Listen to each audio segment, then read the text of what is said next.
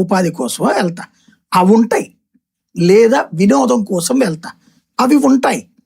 వ్యాపారం కోసం వెళ్తా, అవి ఉంటాయి, సాగుతాయి అక్కడ. అంతే, అవును. అందుకోసం వెళ్తా. నేను బెంగళూరు వెళ్ళినా, చెన్నై వెళ్ళినా, హైదరాబాద్ వెళ్ళినా. ఎమ్మెల్యేలతో నాకేం పని, సెక్రటేరియట్తో నాకేం పని, ముఖ్యమంత్రితో నాకేం పని. హైకోర్టులో కేసులు ఉంటే ఆ కేసుల వరకు చూసుకుంటాను, కానీ అక్కడ నేను ఎందుకు సెటిల్ అవుతాను? ఇది కామన్ సెన్స్. మీకు చెన్నై అయినా, హైదరాబాద్ అయినా, బెంగళూరు అయినా సక్సెస్ అయిందంటే అవి నగరాలు. నగరాలలో పాలన ఒక పార్టు. ఇక్కడ పాలనా రాజధానిది. ఇందులోకి నేను ఎందుకు రావాలి? దానికోసమే వీళ్ళ ప్రయత్నం వీళ్ళు చేస్తున్నారు.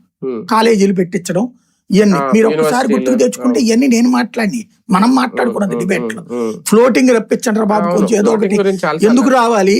కాస్త స్కూల్లో కాలేజీలో పెడితే కనీసం ఫ్లోటింగ్ అని ఉంటది. మన అదేది అమీర్పేట అను JNTU లాగా అన్నటువంటి. బట్ వీళ్ళు చేస్తున్నది ఏంటంటే తప్పు. ఆ నగరంతో కలపకపోవడం తప్పు అంటున్నాను నేను. నగరంతో కలిసినప్పుడు ఇప్పుడు హైదరాబాద్ లో ఉన్నటువంటి వాడు LB నగర్ నుంచి JNTU దగ్గరికి వెళ్ళడం ఇష్టపడతాడు.